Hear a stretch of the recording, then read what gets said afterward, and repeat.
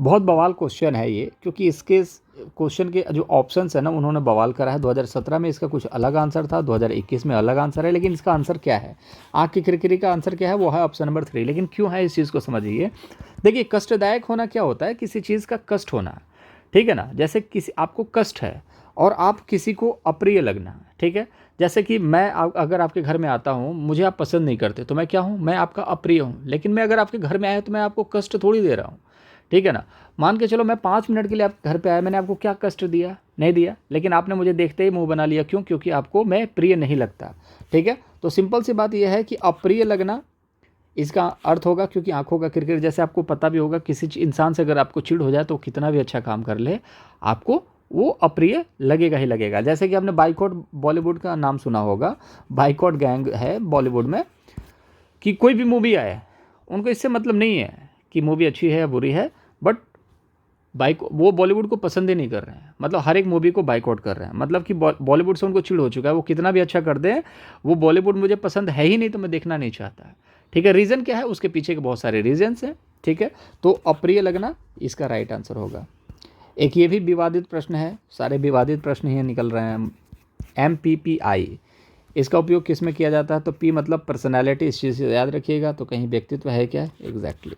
ज़्यादा दिमाग लगाने की ज़रूरत नहीं, इसमें भी बहुत सारी गलतियाँ आपको देखने को मिलती थी, क्रिएटिविटी को लेकर के, बुद्धि को लेकर के। बट P मतलब पर्सनैलिटी, तो सिंपल सी बात है। I अगर होता इंटेलिजेंस, तो आपका यहाँ पर बुद्धि देखने को मिलता। लेकिन फिलहाल के लिए इसका राइट आंसर होगा ऑप्शन नंबर 3।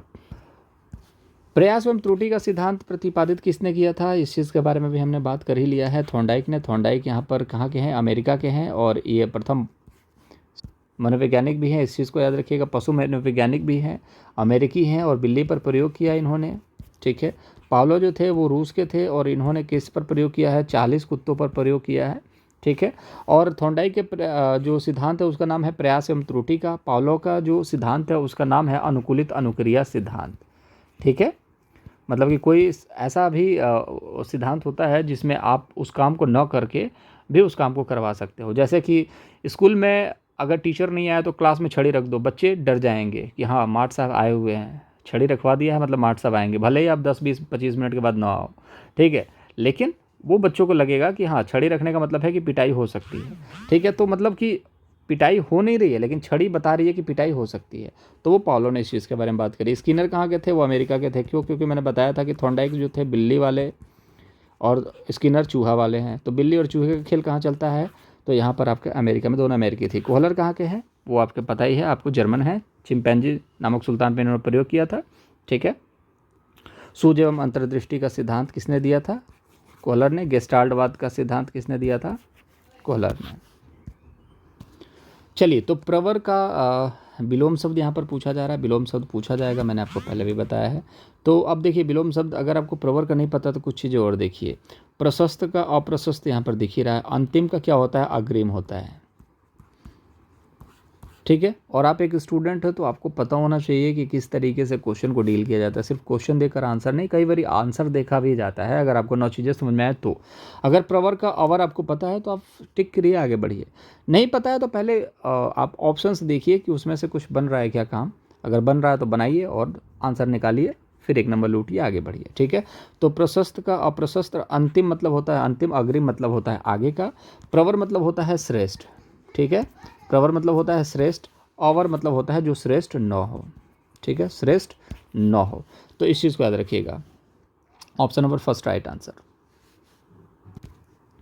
इंग्लिश का प्रश्न, यहाँ पर मैंने आपको बताया कि पार्ट्स ऑफ स्पीच से सवाल बनेंगे, तो पार्ट्स ऑफ स्पीच डरिए नहीं।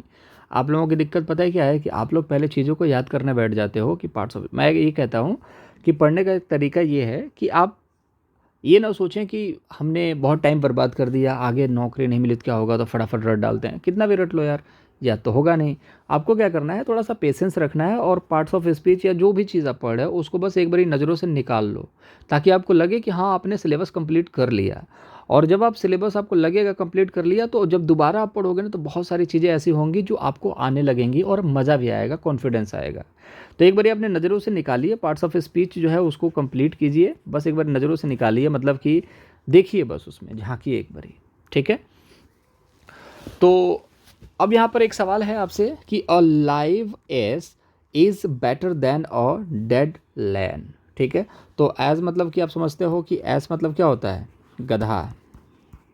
ठीक है, ए लाइव मतलब जिंदा गधा, a live ass is better than a dead lion. एक जिंदा गधा ना मरे हुए शेर से बेहतर है। ठीक है, कहने वाली बात है, बहुत लोग बोलते हैं कि भाई शेर ये है तो वो है, जियो ज़िंदगी ऐसे जियो, बेहतर जियो। कहने वाली बातें हैं, सोशल मीडिया है, कुछ भी कह सकते हो, लेकिन रियलिटी यही है, जिसकी ज़िंदगी होती है उसको पता होता है कैसे सर्वाइव करना है। लेकिन मरे हुए से तो अच्छा है जिंदा है, इस चीज़ को समझ लीजिए। लोग कहते हैं कि मरना जिंदा होने से अच्छा है, कहने वाली बात है। जो कहता है उसको बोलो कि मर जा भाई, फिर जिंदा क्यों हो, बताओ। तो वो सारी चीज़ें हैं, कहने वाली बात है। बट ये याद रखना कि अगर आपको ऐसा लगता है कि जैसे कि आपकी लाइफ बहुत ख़राब है, दूसरों की लाइफ बहुत अच्छी है, तो आप गलत सोच रहे हैं। ठीक है ना, तो याद रखिएगा कि आप बेहतर हैं, किसी भी तरीके से बेहतर। अगर आप ज़िंदा हैं, आपके जैसे कहने का मतलब है आपका मान सम्मान, आपका जो नैतिकता आपके अंदर ज़िंदा है, तो आप ज़िंदा हैं और आप बाकियों से बेहतर हैं। ठीक है, और मरे हुए सेंस में ये भी देखें, जिसका ईमान मर चुका है और जिसका ईमान है, तो वो उससे बेहतर है। भले ही थोड़े 2 पैसे कम कमा सकता है, लेकिन वो बेहतर है। लेकिन आपको अपने आप को समझाना पड़ेगा कि ठीक है, 2 पैसे कम आ रहे हैं, लेकिन मैं सेटिस्फाई हूँ, मैं खुश हूँ। अगर आप खुद को नहीं समझा पाओगे तो आप जीवन में कभी खुश नहीं रह पाओगे। ठीक है, तो जाहिर सी बात है, जो व्यक्ति जिंदा है और जो व्यक्ति मरा हुआ है, तो मरे हुए से बेहतर तो जिंदा वाला ही है। ये क्या बताने की कोशिश कर रहा है, इसमें फाइंड आउट करना है एडजेक्टिव। एडजेक्टिव क्या होता है, जो किसी चीज़ की विशेषता बताता है। ठीक है, तो noun, pronoun, verb, adverb, adjective, ये सारी चीज़ें पढ़नी है, मैं पढ़ाऊँगा भी। ठीक है, तो एडजेक्टिव क्या होता है, जैसे कि ब्लैक कोबरा। तो कोबरा क्या है, एक सांप है जो कि जहरीला होता है, और वो कैसा है, ब्लैक है। मतलब कि उसकी क्या बता रहा है, विशेषता बता रहा है। ठीक है, तो किस तरीके की विशेषता बता रहा है, क्वालिटी बता रहा है।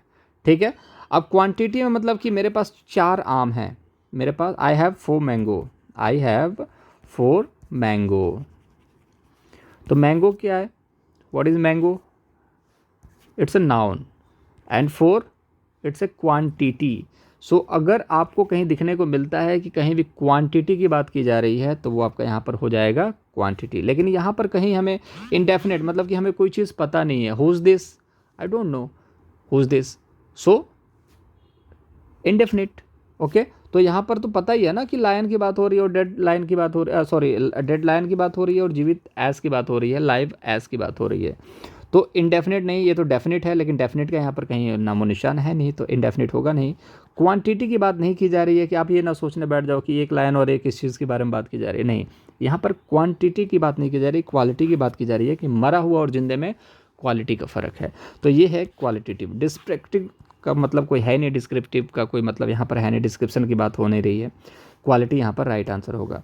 तो जो भी विशेषता है, इसके बारे में भी अच्छे से बात करेंगे, और ऐसे बिल्कुल हल्के सवाल हैं, आपको लगेंगे, हो सकता है अगर आपने पढ़ा हो तो आपको लगेगा कि कैसा बता रहा है ये, तो मुझे भी पता है, लेकिन जिसको नहीं पता है उसको बहुत मुश्किल लगते हैं सारी चीज़ें।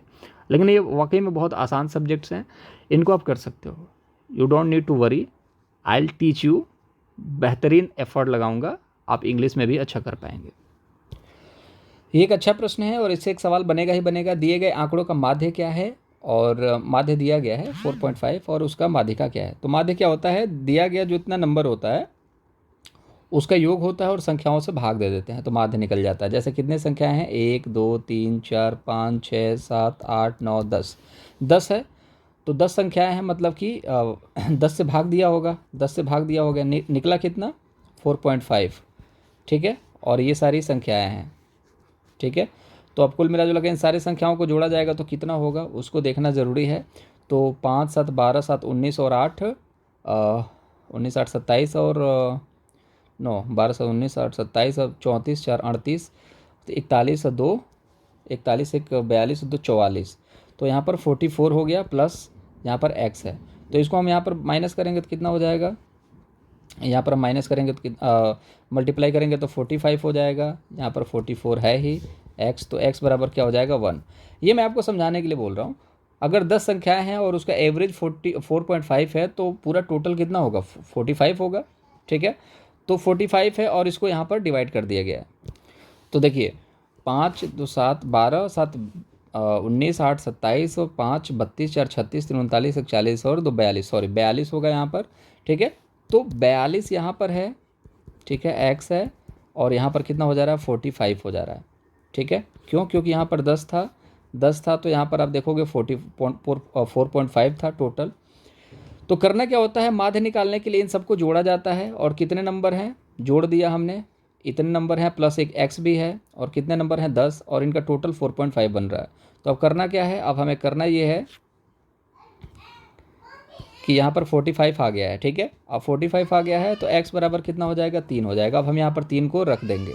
हमसे पूछा क्या जा रहा है, माध्यिका। अब माध्यिका निकालने के लिए करना क्या होता है कि इसको असेंडिंग आर्डर में लगाना पड़ता है, मतलब छोटे से बड़े ऑर्डर में। तो 1 है, फिर 2 है, फिर यहाँ पर 3 है, फिर 3 है, फिर 4 है, फिर क्या है यहाँ पर, फिर क्या आ जाएगा, फिर 5 आ जाएगा, फिर 5 आ जाएगा, फिर 7 है और फिर एक है 8। अब कितना है 1 2 3 4 5 6 7 8 9 10, ये 10 हमने असेंडिंग ऑर्डर में लगा दिया। अब करना क्या है आपको कि असेंडिंग ऑर्डर में लगाने के बाद अब यहाँ पर करना क्या है, जितनी संख्याएं हैं उसमें 2 का भाग देंगे और प्लस एक और ले लेंगे। ठीक है, कहने का मतलब है 10 संख्याएं हैं। ठीक है, तो अब यहाँ पर 10 संख्याएं हैं तो 2 का भाग दे देंगे तो कितना होगा 5, और 5 ले लिया और फिर 6 ले लिया। तो पाँचवा और छठवां दोनों अब जहाँ पर भी पड़ेगा उसको लेंगे और उसमें 2 से भाग दे देंगे। ठीक है, तो पहले 10 संख्याएं हैं, 10 संख्याओं में 2 से भाग देंगे, फिर 5 आएगा और उसके अगला वाला भी ले लेंगे 6। तो 5 और 6 देखना है। तो हमने क्या लिखा था यहाँ पर 1, फिर यहाँ पर क्या था 2, फिर 3 था, फिर 3 था, फिर 4 था, फिर 5 था, फिर 5 था, फिर 7 और फिर 7 और एक 8। तो 5वें नंबर पे देखते हैं 1 2 3 4 5, 5वें नंबर पे ये है और 6वें नंबर पे ये है। 5 और 4 कितना होता है 9, और 9 को फिर से 2 से भाग दे देंगे, ये माध्यिका हो जाती है 4.5। आंसर हो जाएगा ऑप्शन नंबर 4। अब आप सोचोगे कि मुझे तो समझ में ही नहीं आया, बहुत सारे बच्चे सोच सकते हैं, लेकिन यार मैथ है, मैथ में आपको एक बार 2 बार दोबारा देखनी पड़ेगी चीज़ें, तब समझ में आएंगी। मैं तो अपने हिसाब से समझा दे रहा हूँ, लेकिन आपको अपने हिसाब से देखना ज़रूरी है। बहुत सारे बच्चे समझ चुके होंगे, बहुत सारे बच्चे नहीं समझे होंगे। तो माध्य क्या होता है, माध्य मैं आपको बता देता हूँ, टोटल संख्याओं को जोड़ दो। ठीक है, और जितनी संख्याएं हैं उतनी संख्याओं से आपको भाग दे देना है। जैसे इसको टोटल जो होगा 45 होगा, यहाँ पर 3 रखते हैं तो, और कितनी संख्याएं हैं 10 हैं तो 10 से भाग देंगे तो कितना आ जाएगा 4.5 आ जाएगा। माध्यिका के लिए क्या करना होता है, इसको असेंडिंग ऑर्डर में लगाना होता है, और जितने नंबर्स हैं, जैसे 10 नंबर्स हैं तो हम उसमें 2 से भाग देंगे। तो 10 नंबर हैं तो 5वां और 6वां नंबर निकालना है और उसको जोड़ करके फिर 2 से भाग दे देना है। ठीक है, तो 10 नंबर है तो 5वें और 6वें नंबर पे असेंडिंग ऑर्डर में जो भी वर्ड पड़ेगा, जैसे 5 और हमारा 4 था, 4 और 5 था, इसको हमने जोड़ा। 5वें नंबर पे 4 था, 6वें नंबर पे 5 था, इसको जोड़ा, फिर 9 आया, इसको फिर हमने 2 से भाग दे दिया, 4.5 राइट आंसर होगा। चलिए नेक्स्ट क्वेश्चन देखते हैं। अब यहाँ पर मकर रेखा से सवाल बना है कि मकर रेखा क्या होती है। ठीक है, तो ये पृथ्वी है, ये आपका इक्वेटर है जिसको 0 डिग्री बोला जाता है। फिर ये है कर्क रेखा, ये है आपका मकर रेखा। तो ये 23.5 डिग्री हाफ 23.5 डिग्री साउथ में है, और ये 23.5 डिग्री कर्क रेखा जो है वो नॉर्थ में है। हम लोग कर्क रेखा में ही स्थित हैं, आपको भी पता है कर्क रेखा भारत के 8 राज्यों से होकर के गुजरती है। नाम आपको बहुत अच्छे तरीके से पता है, गुजरात, राजस्थान, मध्य प्रदेश, छत्तीसगढ़, बंगाल, ओके, झारखंड, त्रिपुरा और मिजोरम। ठीक है, तो वो सारी चीज़ें आपको पता ही हैं। तो यहाँ पर देखिए मकर रेखा कहाँ है, साउथ में है, तो 23.5 डिग्री साउथ, ऑप्शन नंबर 3 जो होगा राइट आंसर हो जाएगा। ठीक है, तो इस चीज़ को याद रखिएगा। कौन सा ऐसा देश है जहाँ से मकर रेखा, कर्क रेखा और इक्वेटर तीनों गुजरता है, वो है अफ्रीका। ठीक है, अफ्रीका महाद्वीप पढ़ेंगे बहुत अच्छे तरीके से, उसको लेकर के परेशान नहीं होना। बहुत अच्छा बेसिक सवाल पूछता है महाद्वीप से। तो यहाँ पर आप देखेंगे कि वन्य जीव सुरक्षा अधिनियम पारित कब किया गया, तो आपको पता होना चाहिए कि 1972 में। अब 1972 में किया गया, तो याद रखिएगा। अब इसमें इसको ना 42वें संविधान संशोधन में क्या किया गया, 1976 में हुआ था 42वां संविधान संशोधन। इसको क्या कर दिया गया, राज्य से छोड़ करके समवर्ती सूची में लाया गया। ठीक है, तो इसको याद रखेंगे। राज्य सूची में सिर्फ राज्य कानून बनाता है, समवर्ती सूची में राज्य और सेंटर दोनों कानून बनाते हैं, तो ये अच्छी बात है ना। तो वन वगैरह जो है वो आपका किस में है, समवर्ती सूची में है। और 1972 में वन्य जीव सुरक्षा अधिनियम पारित किया गया था। और एक चीज़ और याद रखेंगे, पर्यावरण को लेकर के, तो पर्यावरण को लेकर के जो था वो 1986 में था, पर्यावरण संरक्षण। ठीक है, 1986 में था। और वन संरक्षण की अगर हम बात करें, सिर्फ वन संरक्षण है, ये वन्य जीव है, मतलब वनों के जीव के बारे में बात की जा रही है। वन संरक्षण की बात करें तो ये 1980, और पर्यावरण की बात करें, पर्यावरण संरक्षण की, तो 1986।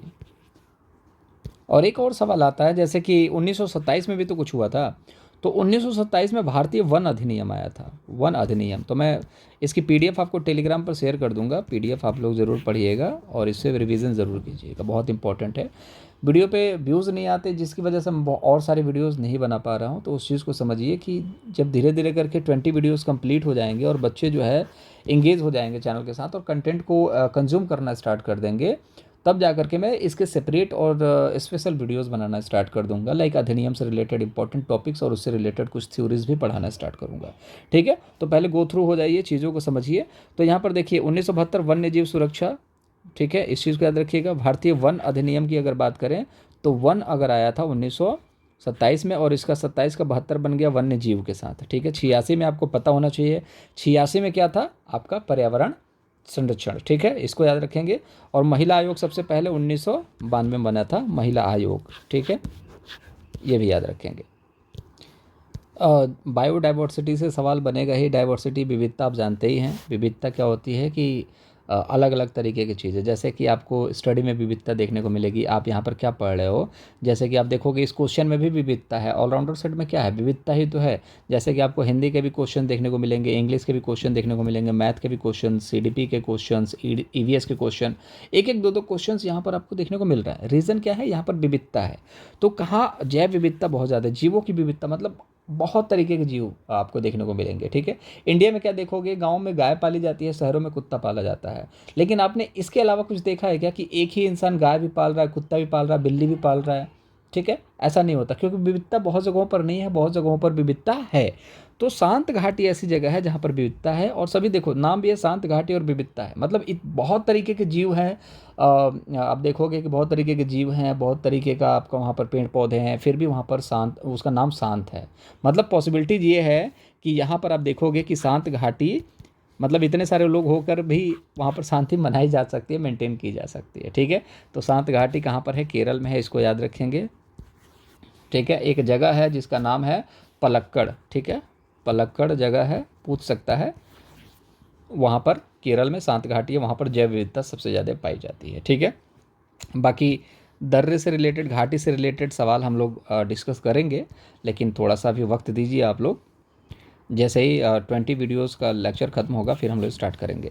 वायुमंडल का प्रमुख स्तर जो पृथ्वी के पास है, तो वायुमंडल का प्रमुख स्तर आपको पता है, वायुमंडल में कितने स्तर होते हैं, 5 स्तर होते हैं। ठीक है, तो उस स्तर के बारे में बात कर रहा, तो सबसे जो पहला स्तर है वो है क्षोभ मंडल, उसके बाद है समताप, उसके बाद है आपका मध्यमंडल, फिर आयन मंडल, फिर होता है बहिर्मंडल।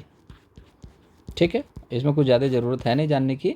बाकी जब हम मंडल पढ़ाऊँगा, मैं पढ़ाऊँगा मंडल, then I will teach you like क्या होगा, कैसे होगा, कौन सा मंडल सेफ़ है इन ह्यूमन के लिए, किस मंडल में एरोप्लेन्स उड़ सकते हैं, इस तरीके के सवाल बनते हैं। ठीक है, तो नेक्स्ट देखते हैं। चलिए, फिनिश हो चुका है।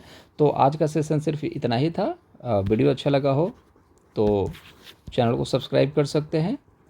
ठीक है, और जैसे ही 20 वीडियोस कंप्लीट हो जाएंगे हम लोग यहाँ पर लेक्चर स्टार्ट कर देंगे, तो ज़्यादा से ज़्यादा लोगों को शेयर कीजिए ताकि इंगेज हो, और कम से कम लोग देखें तो मेहनत करने का भी मज़ा आता है।